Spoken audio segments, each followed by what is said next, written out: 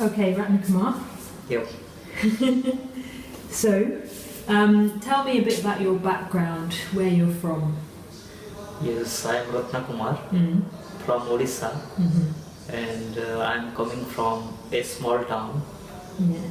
Balangir, Yeah. and I live in a village Mm.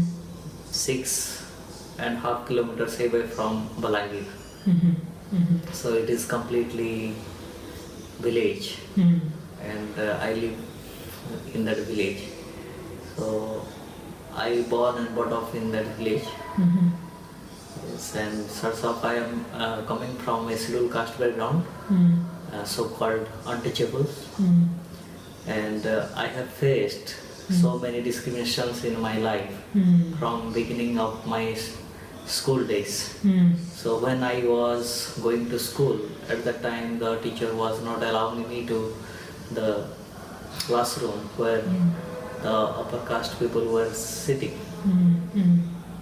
So just I was feeling sad, Mm. and because of my birth, I am not getting good education in my life, Mm. and yes, and I am coming from a poor background family, so that's why I am not getting books, Mm. notes to study. So just I was borrowing books and notes from my friend, Mm. Mm. and gradually I passed my 10th examination in 1999. Mm. Again, I didn't have much money Mm. to get into the intermediate college. Mm. So in the time I did some work, Mm. and when I was in class 9th, Mm. at that time I knew about Dr. Ambedkar Mm. and his movement, Mm. how he has sacrificed his life to uplift us. Mm. So I gradually started involving in that movement, Mm. his social transformation movement. Mm. So I joined that movement called Social Transformation Movement. Mm. There was a group working for the development of the untouchables Mm. at that time. It was actually a part of BSP, Mhm. Bahujan Samaj Party, Mm. and I started working with them. But because of financial problem, Mm. I didn't get into intermediate college. So I started working as a manual labor. Mm. So just I was painting the houses, and doing labor work in building houses. Mm. So for 1 year I did that work, Mm. and again just I took admission in my intermediate. Mm. Then after passing my intermediate, Mm. again I didn't have money, Mm. so that I could join in BA. Mm. So again just I started working, Mm. and then I took admission in BA. Mm. But at that time I was so inclined with the movement of Dr. Ambedkar. Mm. So, and just I want to say my childhood background of experience of untouchability. Mm. So when we were going to the upper caste shops, Mm. they were not allowing us to buy something. Mm. Just they were keeping us apart from them. Mm. So they were not touching the coin or the rupees which you were giving them. Mm. So they just were saying that put this on the table or on that floor. So we are doing that, Mm. and we are standing far away from them. Mm. So that was my experience. And when in my school days, Mm. just we started playing football and cricket, Mm. but the upper caste people, they didn't allow the same playground to us to play football and cricket. So we just fought for that, Mm. that this is our rights and we should have to play in that ground. So likewise, just I faced so many caste oppression in that in that village. And right now, just we are living far away from that village, outskirt of that village. So still now we are facing such type of discrimination. Yeah, because so people in the West, they sometimes think that there is no caste discrimination in India because it's illegal. But that's not your experience? Yeah,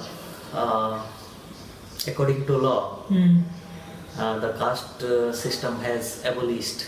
But in real life, we are facing so many difficulties.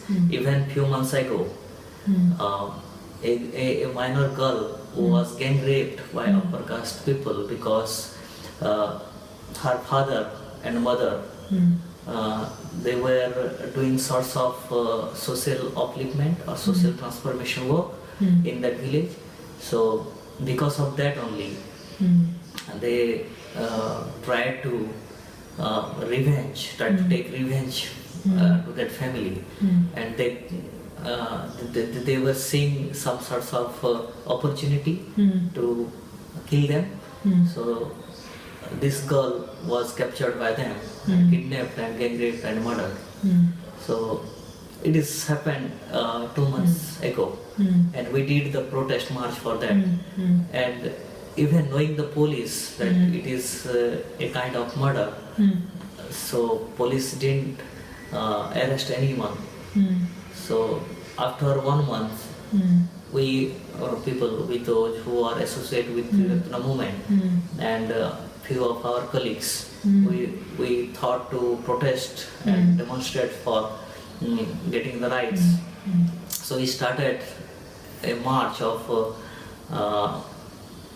5,000 people, and the next day the police arrested 2 people, 2 boys from that village, and they are from upper caste. So this was the situation right now we are facing. But yes, though law is there but not implemented, and it is not implementing, and because of that only we are facing such type of discrimination. If law is properly working, then we don't have to face that problem. So how did you end up coming across Buddhism? Are your family Buddhist? No, my family is typically Hindu family, and when I started working with the movement of Dr. Ambedkar, so gradually I felt that because of him only I am getting this sorts of life, because I am getting some sorts of rights to get education, get rights to moving from one place to different place.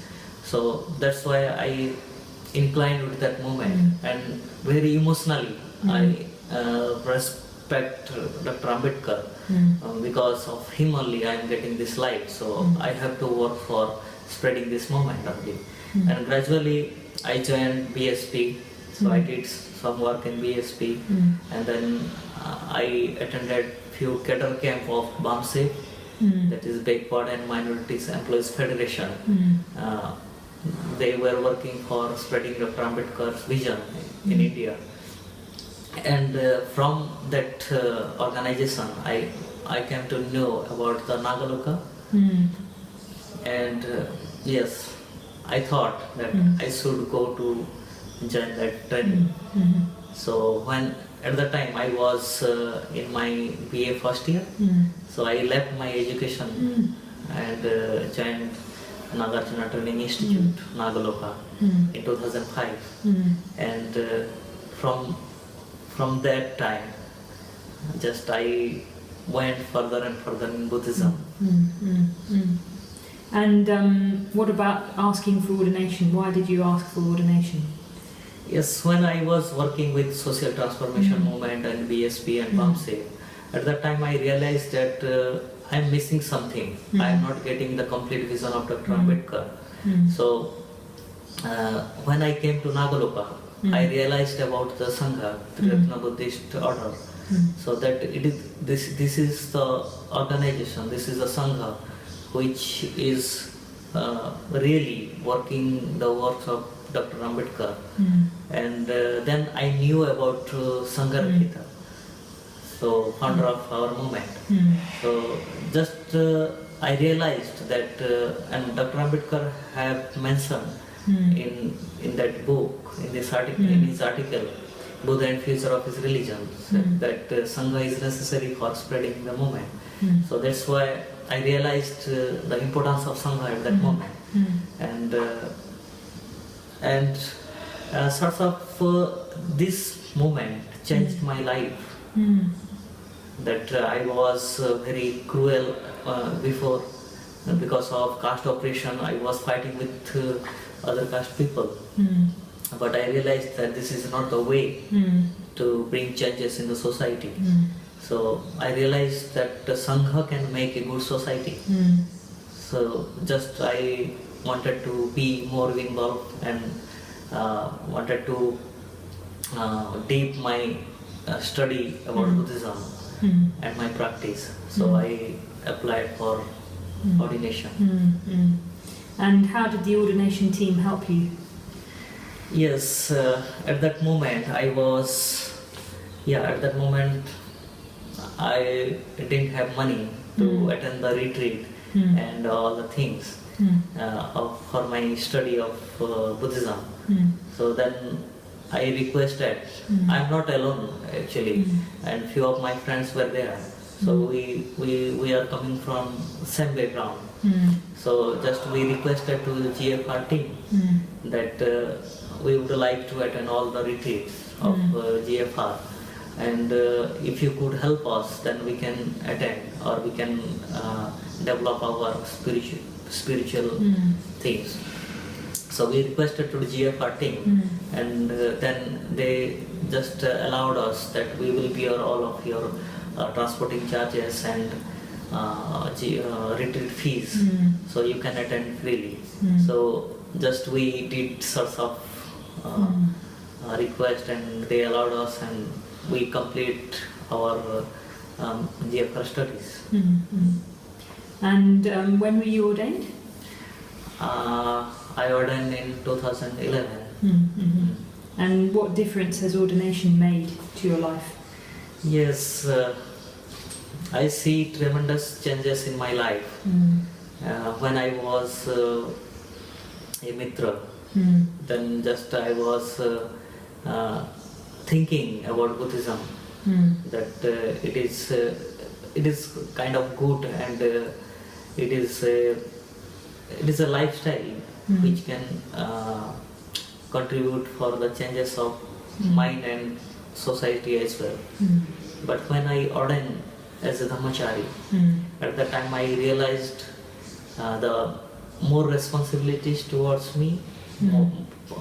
towards my action, and Mm. more responsibilities towards the society Mm. which I came from. Mm. So that sort of feeling I'm realizing Mm. still now. Mm. Mm. Yeah. Yeah. So imagine a world without Dr. Ambedkar and without the order. Where would you be? Yes, it is. It would be very problematic for the world and for the society in India. Mm. Those who are very oppressed and those who are very discriminated since ages. So I can't imagine that sort of situation, Mm.